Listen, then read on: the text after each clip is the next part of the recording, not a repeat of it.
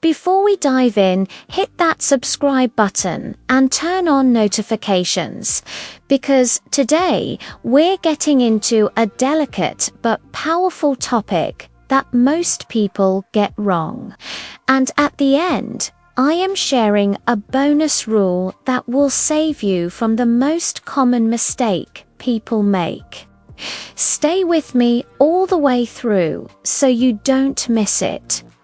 Have you ever felt like the chemistry was real, the vibe was strong, but you couldn't tell if she was actually comfortable with physical touch or if you were just imagining it? One wrong move can make things awkward, but staying frozen can make you miss the moment. The truth is, it's not about magic tricks or reading minds. It's about observing comfort, respecting boundaries, and communicating clearly. If you've ever wondered how to know when touch is welcome, this is for you. And a quick reminder before we begin, consent is always the standard. We never guess, we never assume. We look for comfort, we ask, and we respect the answer. Number 1, she mirrors your body language and gradually closes the distance. This matters because mirroring is a subconscious sign of rapport. When someone feels at ease with you, their body naturally aligns with yours.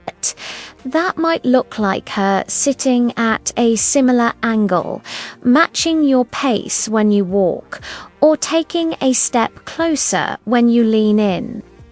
A real-life example, you're at a cafe, you lean forward to tell a story. And a moment later, she leans forward to elbows on the table, eyes steady, voice relaxed. Then, when you rest your hands on the table, she places hers in a similar position, not pulling back.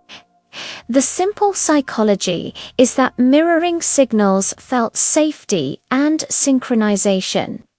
But here's the mistake people make. Assuming mirroring equals permission to touch without checking in. It doesn't. It's a green flag for comfort, not a green light for contact. How do you recognize or apply it? Start with your own openness. Keep your shoulders relaxed, posture neutral, and voice warm. If she mirrors and the distance naturally shrinks, you can gently test comfort with a verbal check like, "Can I sit a little closer?" or "Is this seat okay?" Let her answer guide you. If she says yes but keeps a bit of space, respect that space. If she leans in more after agreeing, that's added comfort. Always let her lead with her body, and you follow with your words.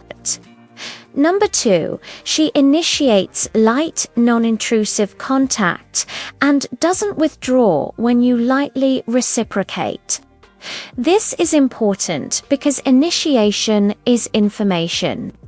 If she lightly taps your forearm when she laughs, brushes lint off your sleeve, or gives a brief side hug when you arrive, she's showing warmth and testing how safe touch feels around you. A relatable example is at a group hangout where she greets everyone with a wave, but greets you with a quick shoulder squeeze or a soft, playful nudge. Or you make a joke and she taps your arm while smiling, then leaves her hand nearby rather than retracting as if shocked. Psychologically, people who feel comfortable with someone will use small, socially acceptable touches to express friendliness and gauge your response. The common mistake is to escalate touch in intensity or intimacy too quickly, like turning a playful tap into a lingering hold or sliding from shoulder to waist without asking. That breaks trust. The better approach is to match her level, duration, and context. If she taps your arm, you can gently touch her elbow for a second as you respond, then release. If she stays relaxed and engaged, you can ask, "Can I sit closer?" or "May I hold your hand for a moment?" That explicit ask is respectful and creates safety. If she hesitates, smile and say, "No worries, I want you to be comfortable." That line tells her you care about her pace, which builds genuine connection. Number 3, she makes space for you to move closer and maintains open body language when you do. This matters because people protect their personal bubble when they're uncomfortable. When someone welcomes you into that bubble, it suggests ease and trust. Think of a couch scenario. You ask, "Want to watch this episode together?" and she pats the cushion beside her instead of pointing you to an armchair. When you sit, her knees angle toward you, not away. If you shift slightly closer to see the screen better and say, "Is this distance okay?" she smiles and says yes, or scoots a touch closer to the psychology here involves territorial comfort and approach behavior. Open knees, shoulders angled toward you, and relaxed hands visible are cues of safety. But do not rely on a single cue. Context matters. A crowded bar forces proximity, so closeness there means nothing by itself. The mistake is believing proximity equals permission. The fix is to pair observation with a soft verbal checkpoint. Try saying, "I want to make sure you're comfortable. Is this distance good?" Or, "Want a blanket? We can share." If she agrees and stays open, comfort is likely. If she takes the blanket but shifts away, that's her boundary. Honor it and keep the vibe warm and easy. Respecting boundaries increases attraction because it shows emotional maturity. Before we continue, quick mid-video check-in. If this is helpful, drop a like, subscribe, and tell me in the comments which sign you've noticed before and how you handled it. Your stories help the whole community learn and grow. Number 4, she verbally signals comfort, curiosity, or affection that points toward gentle touch. And she responds positively when you ask clearly. Words matter because they reveal intention and boundaries. Maybe she says, "I love when people give real hugs instead of those one-armed awkward ones," or "I'm a very touchy-feely person with people I trust." Those are not invitations by themselves, but they tell you touch is part of how she connects. A real-life example is a walk in the park where she says, "I always feel safer when I hold onto someone's arm in crowded places." That's where you'd respond with respect. "Would you like to hold my arm?" If she says yes and seems at ease, you keep your movement smooth, your grip light, and you continue checking in with your energy. The psychology behind this is love languages and attachment comfort. For some, touch is a primary way they feel close. The mistake is to hear a general statement and assume it applies to you right now. The solution is to move from assumption to permission with a clear, low-pressure ask. Try, "I'd love to give you a proper hug goodbye if you're comfortable with that." If she says yes, keep it brief and warm. If she says not yet, smile and say, "Thank you for being honest." That response keeps trust high and keeps the door open for future connection without pressure. Number 5, she lingers during goodbyes and creates moments that naturally invite a gentle, consensual touch. This is important because endings amplify feelings. If she's lingering at the door, stepping out slowly, making one more joke, or returning to a memory from the date, she might be signaling that she enjoyed the time and is open to a warm, appropriate moment. Picture this. You walk her to her car, the conversation winds down, and instead of jumping in immediately, she stands beside you, smiling, eyes soft, shoulders squared toward you. She doesn't fidget to escape. She asks a final question and waits in front of you. Psychologically, people who want to extend connection often slow the exit and widen the window for a meaningful goodbye. The mistake here is turning lingering into pressure or reading it as a guarantee. The safe and confident move is a gentle ask. You can say, "Can I give you a proper hug goodbye?" Or, "I had a great time tonight. Would a hug feel okay?" If she says yes and the hug feels natural, keep it short and grounded. Don't add surprise kisses or escalate. Let her set the tone with her body language. If she leans in for longer or squeezes back firmly, that's warmth. If she releases quickly, you release too. Consent is a conversation, not a moment. Number 6, she responds to your touch check-ins with relaxation, not tension, and she re-engages after brief, respectful contact. This matters because the nervous system tells the truth.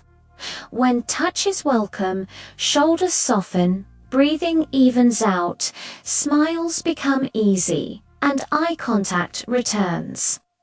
When touch is not welcome, the body freezes, leans away, or compresses.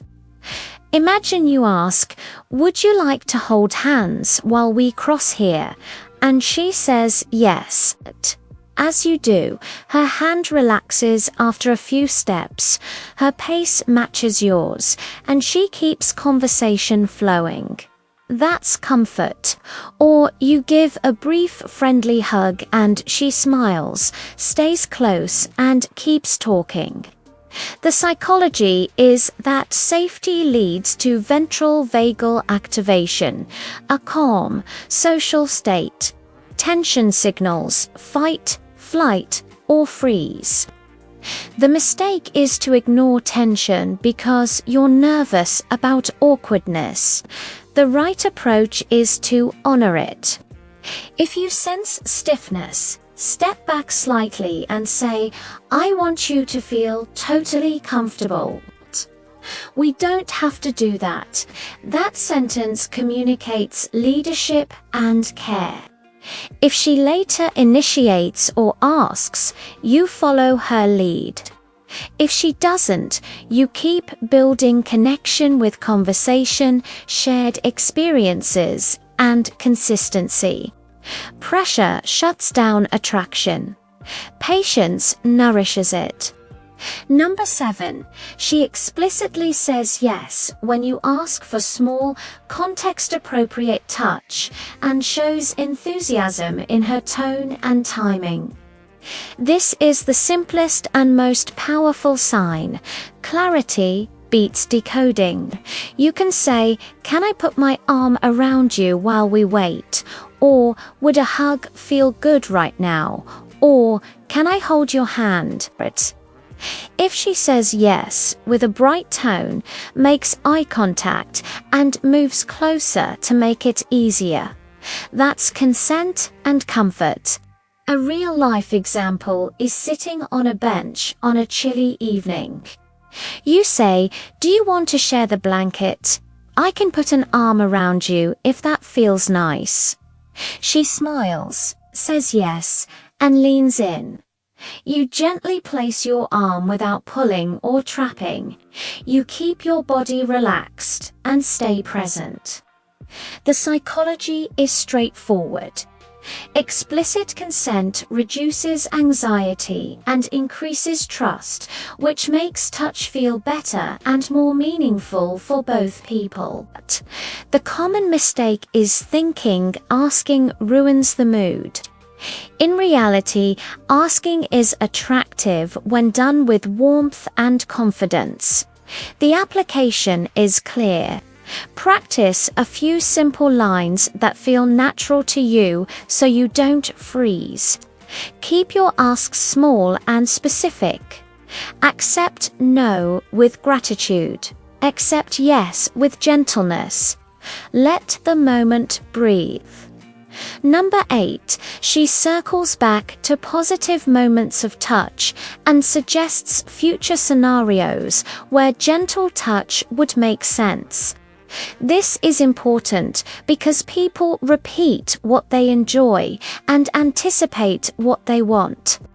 She might say the next day, "I still laugh about how we were both shivering under that tiny blanket," or "that hug at the end was exactly what I needed." She might also suggest plans that naturally include light, consensual touch, like ice skating where holding hands for balance is normal, or a live show where you'll be shoulder to shoulder.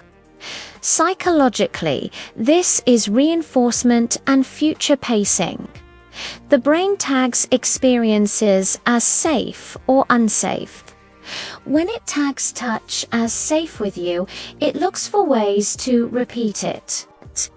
The mistake is to assume that because it was good once, more is automatically better next time. The right approach is to keep checking in, keep the asks small, and keep the energy playful and calm. You might say before the next plan, "Last time that hug felt really nice. If you're up for it, I'd love to give you one when I see you." If she says absolutely or offers first, great. If she says maybe, let's see, meet her where she is and let the connection lead the pace. Here's the bonus principle that ties everything together and protects both of you from misunderstandings. Consent is not just a yes. It's an ongoing, enthusiastic yes that can change moment to moment. Your job is not to decode secret signals so you can touch. Your job is to build a space where touch, if wanted, feels safe, welcome, and respected. That means you observe with care, you ask with kindness, you accept the answer, and you keep the connection warm, no matter what. Ironically, this makes you more attractive because respect and confidence are magnetic. Let's bring it home. If you remember only a few things, remember this. Comfort comes before contact. Signals are helpful, but clarity is powerful. Ask simply, keep it light, match her pace.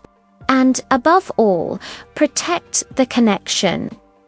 When someone feels emotionally safe, physical closeness unfolds naturally. When someone feels pressured, it shuts down. Lead with respect, and you'll never be confused about the moment because you need to guess. You'll just ask, you'll listen, and you'll move with care. If this helped you, subscribe and turn on notifications so you don't miss the next conversation. Comment your thoughts below and share a moment where asking clearly actually made the connection better. And if you know someone who could use this, send the video their way. I appreciate you for being here, and I'll see you in the next one.